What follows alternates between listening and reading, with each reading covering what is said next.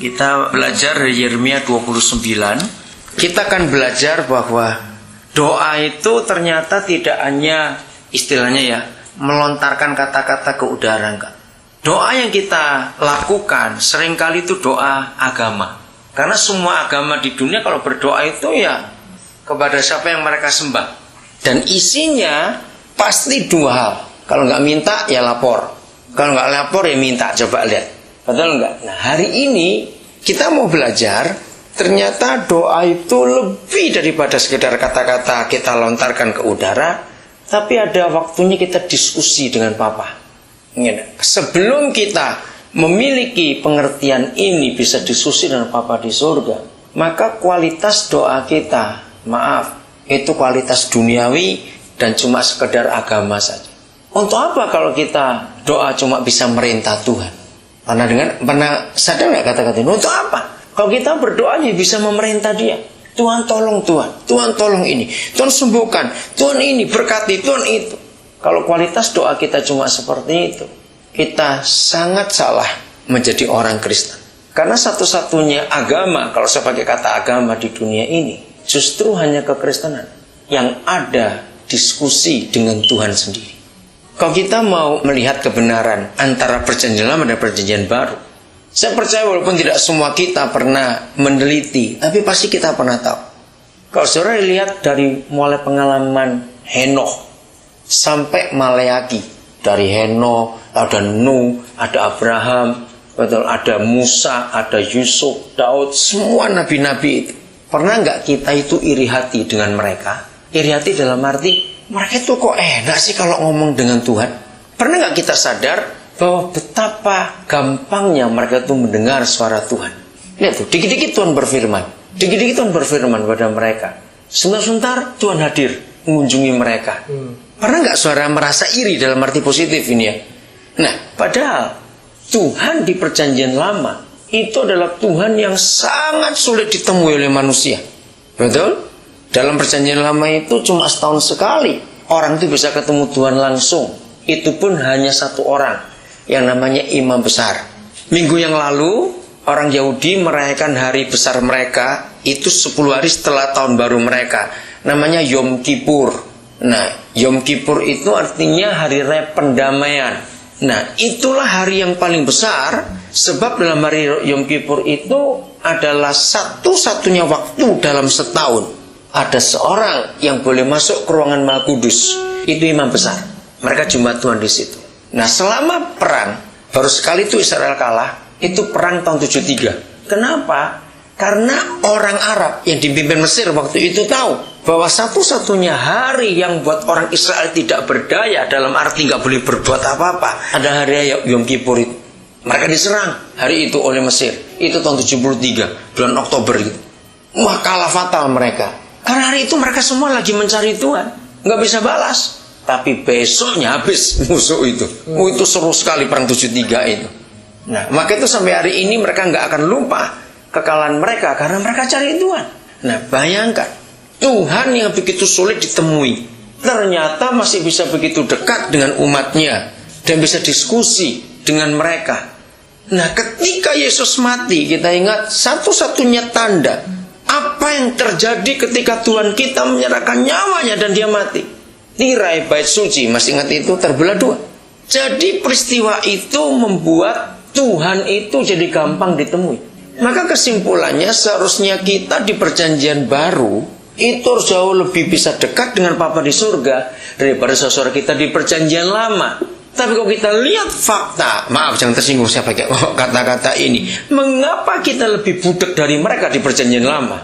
Maaf kata ini, ngerti kata itu? Kenapa kita lebih tuli, nggak bisa dengar suara Bapa kita? Bahkan kita rajin doa puasa, mana jawaban Tuhan? Begitu sulit kita mau mengerti. Maka itu gereja harus merubah konsep ini. Kita harus sungguh-sungguh mau mempercayai semua yang Tuhan katakan dalam firman-Nya itu.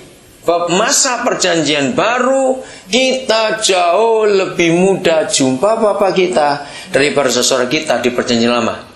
Amin. Harusnya begitu. Lalu di mana letak persoalannya? Mengapa kita bisa lebih budak dari mereka di perjanjian lama? Saudara kita itu begitu enak mereka dengan suara Tuhan. Masalahnya cuma satu aja. Kita kurang mengenal Papa lewat firman-Nya ini. Kita lebih dipengaruhi oleh pengertian agama. Maka itu kita nggak bisa jumpa dia. Padahal dia begitu gampang untuk ditemui. Modalnya cuma satu, percaya. Dia itu Papa kita anak. That's it, it is done. Nggak ada yang lain. Tempatkan diri kita sebagai anak dan dia Papa. Kalau konsep ini ada dalam kehidupan kita, maka kita gampang untuk dengar dia. Dengan pikiran polos, dengan pikiran sederhana sekali, pikiran anak-anak. Anak-anak itu nggak perlu lihat birth certificate, baru tahu aku ini anaknya siapa. Betul? Anak-anak itu percaya ini papa mamaku, walaupun mereka nggak perlu lihat fakta kelahirannya. Dalam hal apa? Karena kasih. Siapa yang mengasihi mereka? Itulah papa mama. Mari kita belajar mengerti hal ini. Kita lihat dulu ayat ini. Yeremia 29. Pasti ada coretannya 11. Betul kitab saudara? Nah, saya nggak mau baca 11-nya. Malah 12-nya kita lihat. Dan apabila kamu berseru dan datang untuk berdoa kepadaku.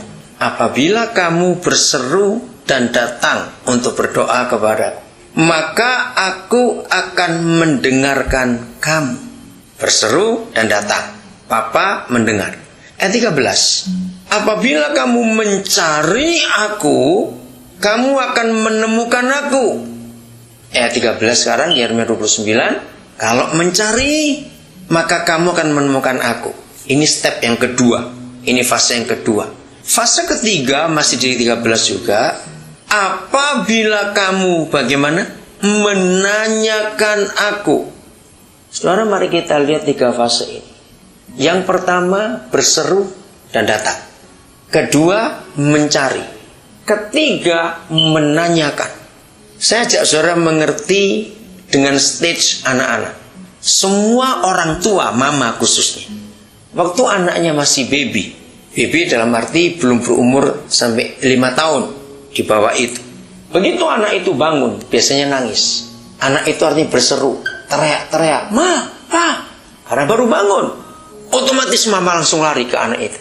Apabila kamu datang dan berseru kepadaku untuk berdoa, aku akan datang kepadamu. Tapi kalau anak itu sudah mulai besar, 7 tahun, 10 tahun. Begitu anak itu bangun, lalu panggil mama papanya. Siapa ingat? Kira-kira mama papanya datangi atau bagaimana? Kalau sudah 7 tahun ke atas. Ayo, cepat ayo. Siapa yang ingat? Walaupun sebagian kita belum pernah punya anak. Biasanya begitu anak itu teriak waktu bangun, kalau sudah umur 7 tahun ke atas, sudah besar, sampai 10 tahun misalnya. Biasanya mama papa ngomong apa? Nah, sini. Mama di dapur, papa di luar. Untuk apa didatangi? Nggak mulai gede kok. Kamu cari. Lihat fase kedua. Ini fase anak-anak. Yang pertama fase baby. Fase anak-anak adalah apabila kamu mencari aku. Nah, sudah besar toh bangun, Ma, Pa, kesini. Jadi mereka harus cari. Di mana papa mamanya sekarang? Fase ini kita harus lewati juga untuk mencari kehendak Papa. Saudara ingat perjalanan Israel dari Mesir ke Kanaan. Jelas, bukan Musa pimpin mereka, tapi Roh Kudus. Dalam bentuk tiang awan kalau siang dan tiang api kalau malam. Maka bukan Papa teriak-teriak, kamu kesini anak-anak kesini. Enggak, mereka yang akan cari. Papaku di mana? Tiang awannya di mana? Ya ke situ jalannya. Suatu kali saya pernah dengar Yeremia khotbah selama tahun 7 bulan yang lalu. Apa yang terjadi? Ayo kita bayangkan.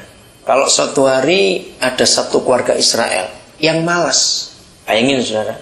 Mereka jalan harus kalau sudah tiang awan itu bergerak, langsung tiang rumah dicopotin. Tenda tuh. Lalu mereka gulung tendanya itu. Angkat-angkat barang lagi. Nah, Yeremia pernah berkhotbah gini. Apa yang terjadi kalau suatu hari ada satu keluarga Israel itu bandel? Aduh capek aku lah, besok aja biar sudah. Capek lu jalan begitu. Saya sering berkata gini, semiskin-miskinnya orang, pindah rumah itu susah atau gampang? Coba bayangin, semiskin-miskinnya orang, susah atau gampang? Susah, paling gak enak itu. Ya, nah, walaupun mereka cuma pakai tenda.